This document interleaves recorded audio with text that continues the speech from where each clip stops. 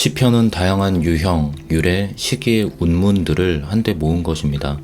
구약 성경 안에서 시편 이외에도 이런 운문들이 대체로 중요한 위치에 들어 있습니다.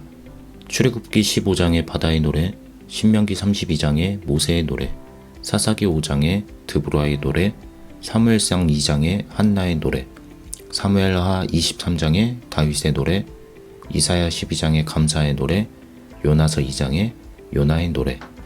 시편이라는 이름은 시편에서 가장 많이 등장하는 머리글 미즈모르, 뭐뭐에 맞춘 노래의 그리스어 번역인 프살모스에서 유래합니다.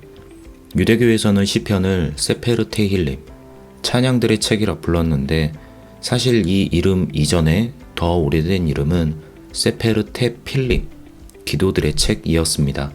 기도들의 책을 찬양들의 책이라 불렀던 것은 시편이 강조하는 것처럼 하나님을 찬양하는 것, 훨씬 많은 비탄과 청원 속에서도 찬양이 생길 수 있고 또 생겨나야 함을 말합니다. 시편의 구조와 내용. 시편은 다음과 같이 구조를 짤 수 있습니다. 도입부, 중심부, 종결부. 시편의 도입부와 종결부는 시편의 테두리를 이룹니다. 도입부는 토라와 하나님 통치에 집중하고 종결부는 찬양에 집중하는데 이를 통해 시편이 야훼 하나님의 보편적인 통치에 대한 찬양이며 이 하나님의 통치는 의인들, 하나님의 백성들을 통해 열방 가운데서 이루실 것임을 말합니다. 시편의 큰 구조 속에서 군왕 시편과 다윗 시편이 중요한 자리에 위치해 있는데 이 시편들은 메시아적 통치자와 백성을 염두에 두고 읽을 수 있습니다. 이런 메시아적 구상과 신정적 구상, 종말론적 구상이 서로 연결되어 야훼의 보편적 왕권이라는 비전을 암시합니다. 시편을 통해 하나님을 찬양하는 것이 마땅함은 하나님께서 자비로우시기 때문입니다. 이 하나님의 자비가 하나님의 백성을 새롭게 규정하는데 그것은 하나님의 뜻이 담긴 토라에 순종하는 시편에 담긴 기도와 찬양 속에서 자기의 삶의 방식을 찾고 발견하는 야훼께 신실한 이스라엘입니다. 시편의 중심부인 첫째 책부터 다섯째 책까지는 다양한 형식의 기도와 찬양이 나옵니다. 찬양시, 탄식시, 감사시, 제왕시를 기본으로 개인이나 공동체의 탄식과 감사, 순례자의 노래, 축복과 저주, 지혜시, 예배시, 혼합시 등입니다.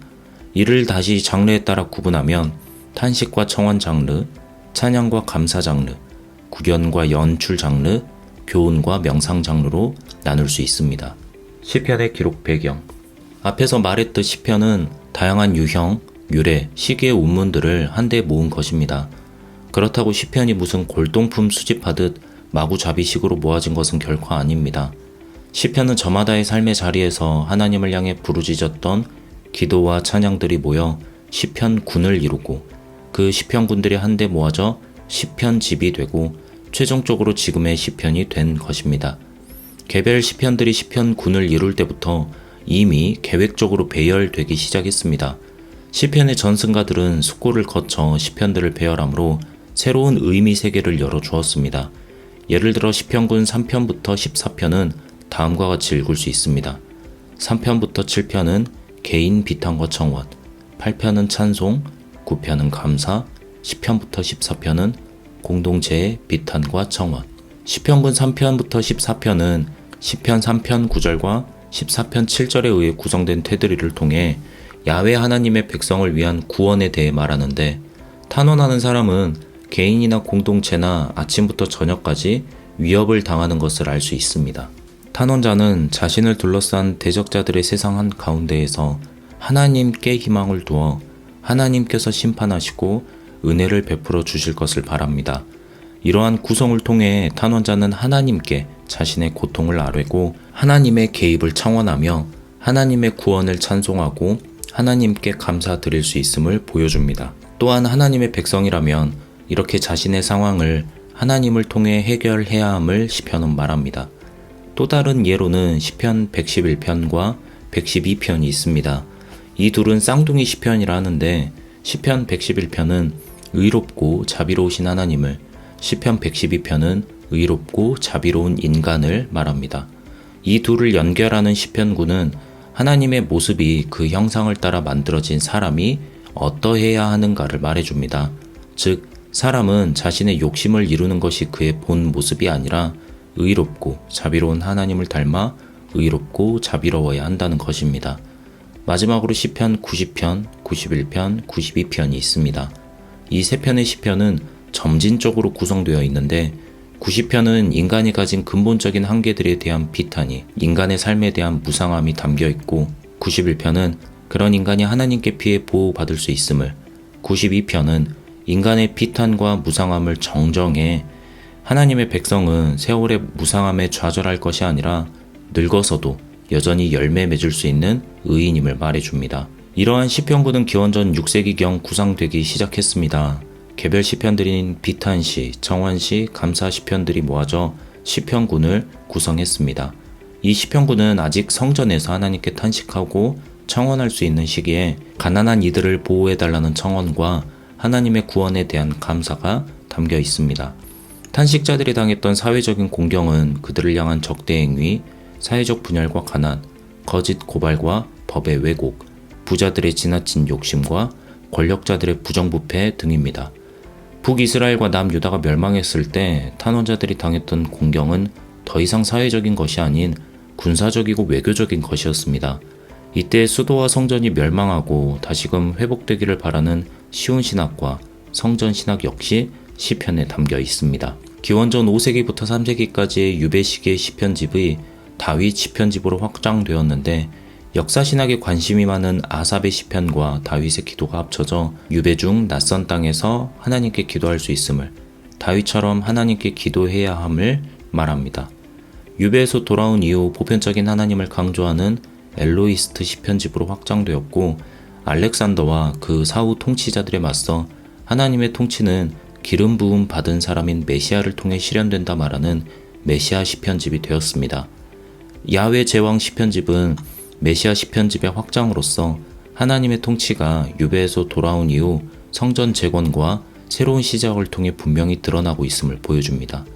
기원전 3세기 이후 다윗의 시편 101편부터 103편과 오경 시편은 104편부터 106편이 추가되어 역사신학적 시편집을 이룹니다. 제2성전에서 드려지는 예배 때 찬양 낭독되던 시편군이 추가되었고 최종적으로 기원전 2세기경 지금의 1편부터 150편으로 이루어진 시편이 되었습니다. 시편의 주제, 비탄에서 찬양으로. 시편은 기도들의 책, 찬양들의 책이라는 제목이 무색할 만큼 많은 비탄이 담겨 있습니다. 찬양의 책 속에 그렇게도 많은 비탄이 기록되어 있는 것은 무엇 때문일까요? 그것은 하나님의 백성이 하나님을 대적하는 세상 속에서 살아갈 때 많은 위협을 당할 수 있음을 말합니다. 또한 그러한 위협 속에서 그 위협을 인간적이고 세속적인 방식으로 해결하는 것이 아니라 하나님을 통해 하나님 앞에서 해결해야 하기 때문에 많은 비탄을 기록하고 있습니다. 하나님의 백성이 하나님께 비탄하는 것은 단순히 하나님을 원망하는 것과는 매우 다릅니다. 비록 겉보기에는 비탄과 원망이 비슷해 보일 수 있으나 시편을 통해 하나님께 비탄하는 탄식자는 자신이 처한 위협을 오로지 하나님께만 해결받겠다는, 오직 하나님만이 자신을 구원할 수 있음을 믿고 고백하는 것입니다. 원망이 자기가 바라는 결과를 하나님께서 이루어주지 않으셨을 때 하는 것이라면 비탄은 비록 현실이 그러하더라도 하나님의 결과를 바라는 믿음의 시작입니다. 그렇게 비탄은 청원, 하나님께서 개입해달라는 청원으로 이어집니다. 탄식자는 청원을 통해 자신이 위협당하는 현실에서 눈을 들어 다시금 하나님을 바라볼 수 있습니다. 이렇게 하나님을 바라볼 때 하나님이 어떤 분이신지 청원자는 깨닫습니다. 토라가 가르쳐주는 것처럼 하나님은 의롭고 자비로운 분이십니다. 토라를 통해 하나님을 만난 사람은 확신을 갖고 돌아옵니다. 비록 자신의 현실이 위협을 당하더라도 이 위협은 다 의롭고 자비로운 하나님의 섭리 가운데 있음을, 그리고 그 하나님께서 자신을 구원해 주실 것이라는 확신을 갖고 돌아옵니다.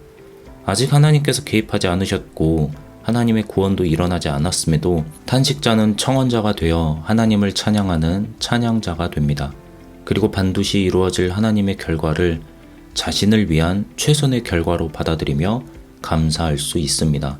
시편은 탄식자가 비탄을 통해 하나님께 아뢰고 하나님의 개입하심을 청원하며 하나님을 만나 하나님의 뜻을 깨달아 하나님을 찬양하고 하나님의 결과에 감사하는 삶의 고백입니다. 하나님 백성의 응답. 이미 시편은 하나님께서 베푸신 은혜, 그의 창조와 축복과 구원에 대한 이스라엘 백성의 응답입니다. 하나님의 백성은 하나님께서 이미 하신 일들에 대해 시편을 통해 바르게 응답할 수 있습니다. 또한 동시에 하나님의 응답을 기대할 수 있습니다. 시편은 하나님께서 하신 일들에 대한 우리의 응답이며 동시에 이 응답은 하나님께 마지막 말을 넘겨드리는 믿음의 고백입니다. 시편은 하나님의 백성이 시편을 통해 하나님께 마지막 말을 넘겨드리는 하나님의 결과를 바라며 모든 것을 하나님께 맡겨드리는 응답입니다. 시편은 하나님의 구원과 축복에 대한 바른 응답입니다. 동시에 이 응답은 하나님께 자기의 마지막 말을 넘겨드리는 믿음의 고백입니다. 시편을 통해 하나님께 자기의 상황을 아뢰고 하나님의 개입하심을 바라는 사람은 하나님께서 행하실 결과 또한 감사함으로 받아들일 수 있어야 합니다. 예수님께서는 시편 22편을 통해 십자가에서 자기의 상황을 하나님께 아뢰었습니다. 주여 어찌하여 저를 버리시나이까 라는 예수님의 비탄은 원망이 아니라 하나님의 개입하심과 결과를 바라는 예수님의 응답이었습니다. 예수님께서는 하나님의 결과가 십자가에서 예수님을 내려 고통을 끝내시는 것이 아니라 고통의 끝에서 예수님을 대속제물로 주어 자기를 못 박는 이 죄인들을 용서하는 것임을 알고 계셨습니다. 그렇기에 주여 어찌하여 저를 버리시나이까 라는 예수님의 비탄은 고통에 몸부림치는 원망이 아니라 하나님의 결과인 죄인들을 용서해달라는 청원으로 이해할 수 있습니다. 우리의 기도는 우리가 바라는 결과를 하나님께 강요하는 경우가 많습니다. 하지만 시편은 우리가 바라는 결과가 아니라 하나님의 결과를 감사함으로 받아들이도록 마지막 말을 하나님께 넘겨드리라 가르쳐줍니다. 시편을 통해 이미 구원과 축복을 베풀어 주신 하나님께 바르게 응답하고 또 모든 것을 하나님께 맡겨드리시기를 바랍니다.